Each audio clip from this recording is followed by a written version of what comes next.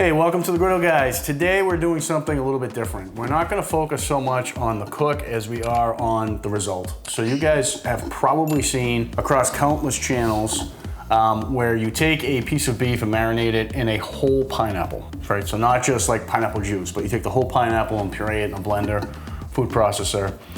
You marinate the beef in it, and an enzyme in the pineapple makes the beef more tender, right? So there's no question on whether or not it makes it more tender, right?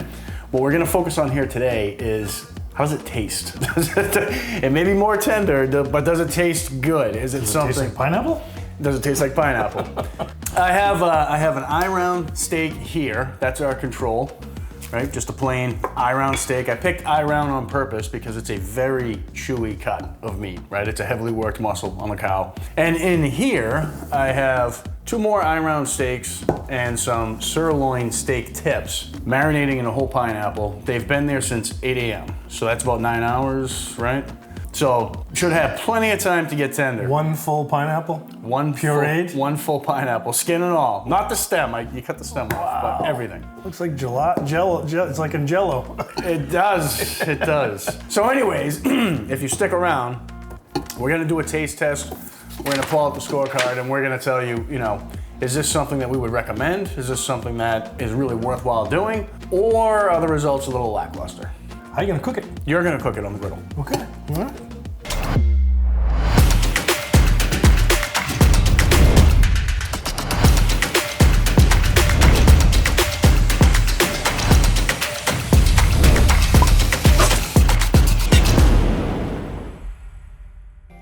So to get this going, we got to get the beef out of the pineapple. And as Chris was saying, it does kind of, is that in the camera? It does kind of look like, what'd you say, Jello?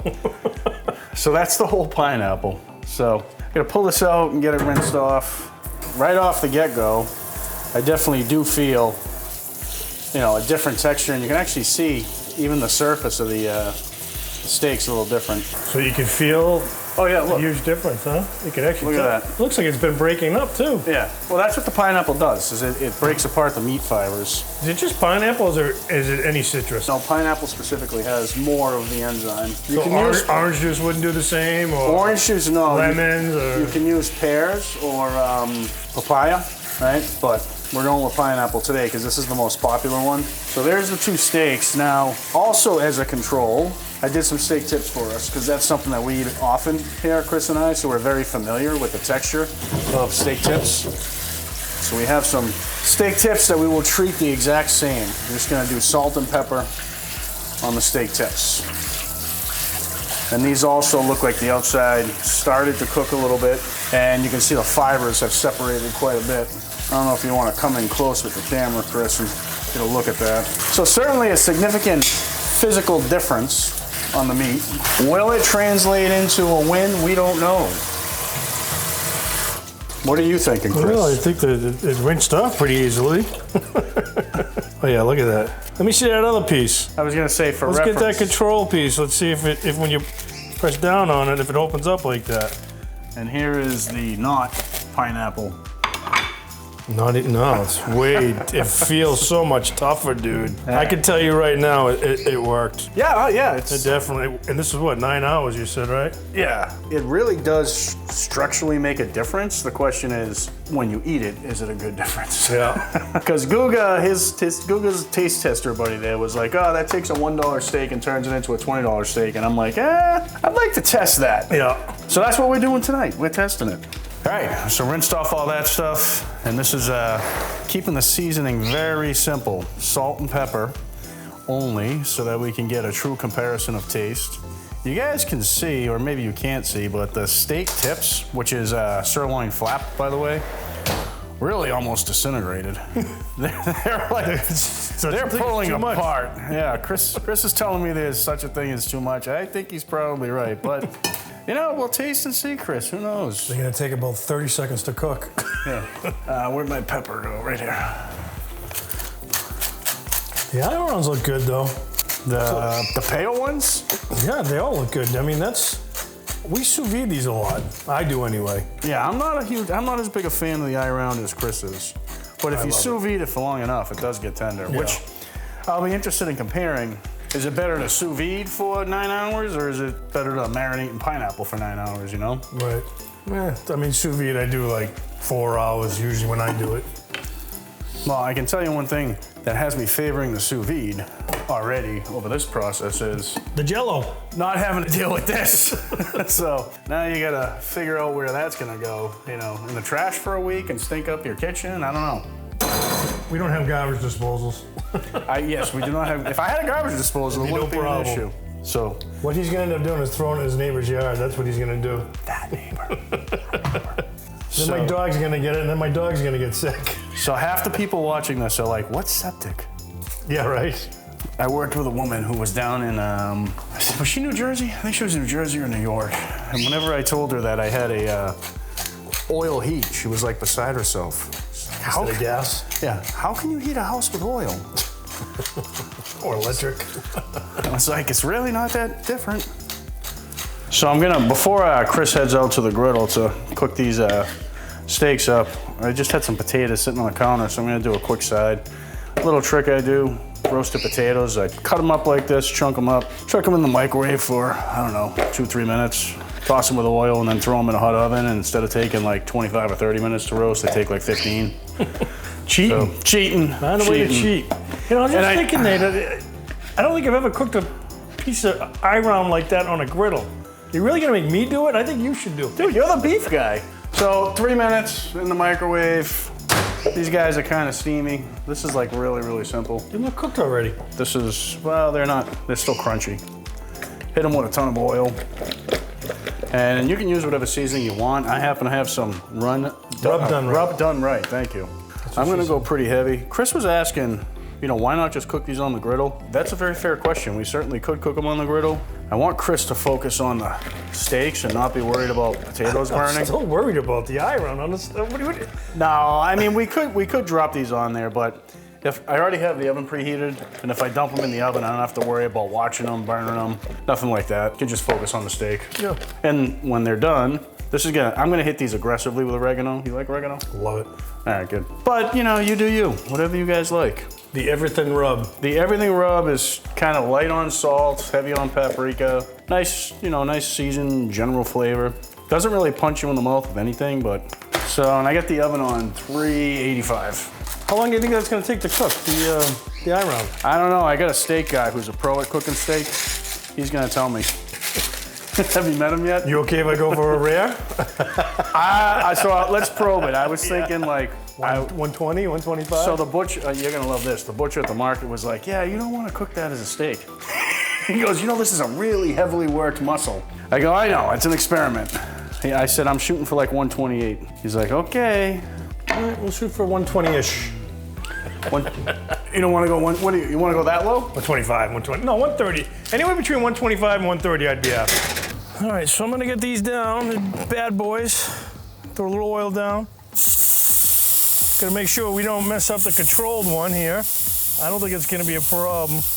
I'm gonna hold off on the steak tips. Those are gonna literally take 30 seconds, so I'm gonna wait. Yeah, I feel like they're gonna cook quick. Yeah, but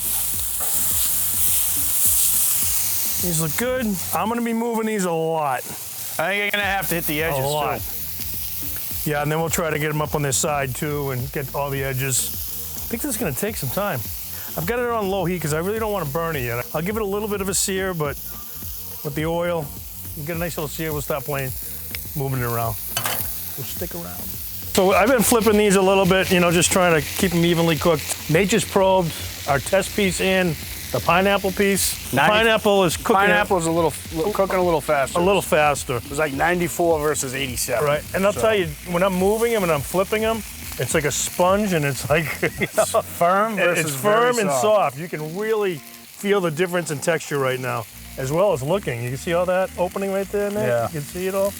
I think he's gonna have some really good tender results here, just by feel so far. But we're just gonna keep rolling these. When we pull them off, we'll see what temperature. We're gonna try for 125-ish, 130. Then I'll go home and get my slice, and we're gonna make some roast beef sandwiches. Guys, we're getting close to those being run. A lot of flipping. I'm doing a lot of work over here. So I'm gonna throw these on for, I don't know, literally probably a minute and a half aside while Nate's screwing off over there doing nothing. I'm working hard thinking about if you're gonna cook those steaks right or not, Chris. So 120 there, 122 there, and the test piece, 123. So a few more minutes. And they are getting black and it's getting dark out. I've been doing this for probably, I'd say a good 20, 25 minutes. Yeah, it's taking a while. So I'm thinking, whoa, that's not that high, is it? Yep. All right, that's done. Oh, I can feel the control. Yeah, you can. Right. Don't break the needle. Yeah. That's a firm piece of beef. Yeah. Feels like a softball. So those are done. And these are just about done. Done on one side. We gotta do the taste test. And which one was that you just grabbed? This is the control piece. All right, moment of truth here. Yeah, medium rare. I'm cutting it real thin. Oh my, that's chewy. Very chewy, but it tastes good. Pretty chewy. I could have chewed that for another 10 minutes. Yeah. I really could have. Yeah, that's kind of, this one feels more tender. I'm actually gonna cut the edge off and I'm gonna go for a middle piece. Yeah, good idea. Ooh, you're going a lot thicker. Yeah, I'm gonna cut it in half over here. Oh, medium rare. So what surprises me is it's not a ton more tender. No. If I go back to the control, It's noticeable, but it's not. it's not like a filet mignon. No. Right, and so this is the reason we're testing this, is people on YouTube are like, oh yeah, this is good. You know, Google turns a $1 steak into a $20 steak. So it really, like, does it make it better, or does it really turn it into a $20 steak? Is kind of the question. I mean, you see how firm that still is? And this is definitely spongier. But there's not that much of a difference in the chew, I don't think. It's more tender, but not tender. Right. Is that fair? No. Not 9 hours worth of cooking and marinating. I don't think. Tastes good though. I like it. I don't hate it. I could eat it, but like I wouldn't order it. Yeah. If I have ordered this once and I went back to the same restaurant, I'd order something different. So, okay, let's talk about this a little bit in detail. So this is an eye round, which is not expected to be a tender cut of beef at all. Right. Right? We cooked it as a steak over high heat, which again, doesn't really tenderize it.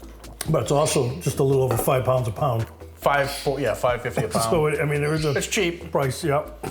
For me, I don't taste the pineapple at all. No, me either. Which is I'm interesting. happy about. Yeah.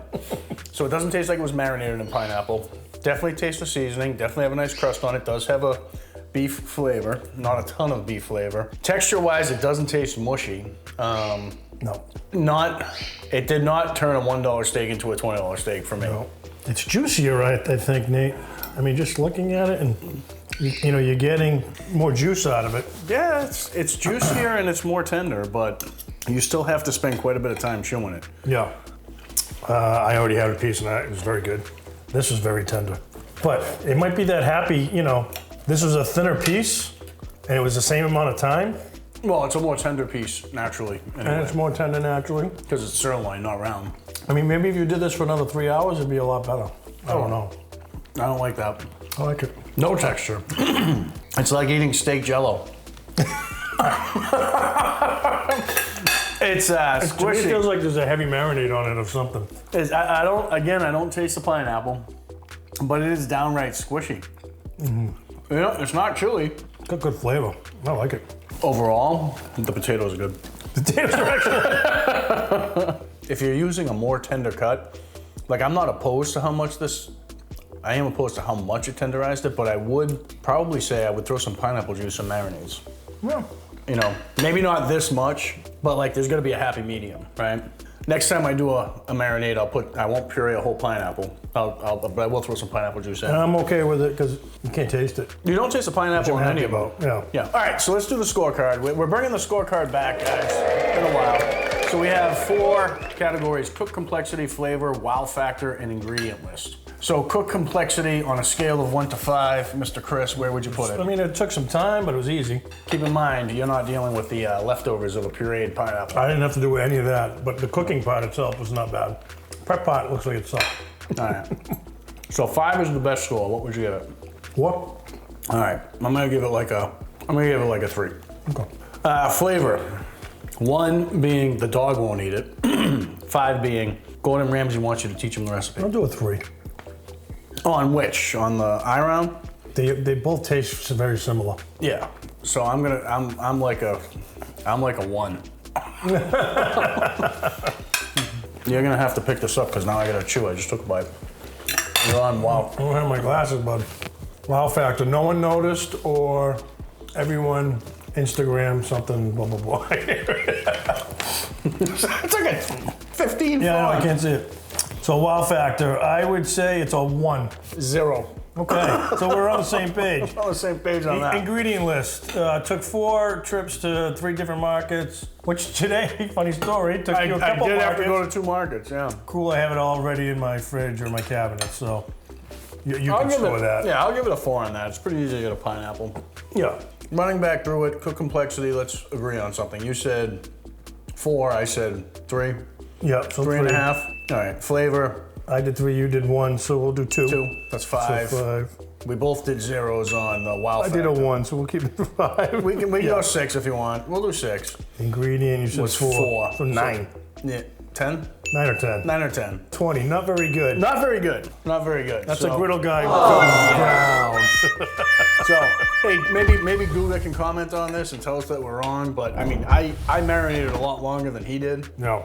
in the whole pineapple, and I don't know. I mean, it's edible, but... Maybe we'll tag Guga. He can tell us what we did wrong. All right, anyways, guys, appreciate you tuning in. Absolutely. And hopefully you found this helpful. You know, maybe you tried it at your house. I don't think I'll be doing it again, you know? No. right. Al sous vide. But you can give it a shot. Go down in the comments and tell us, yeah, al sous vide. Tell us that we're wrong. I'm gonna finish the potatoes and I'll see if Duncan wants any of the beef. No, I'll eat it. I'll still eat it. You'll put it on your slicer? Yeah. See you in the next video, guys. Cheers.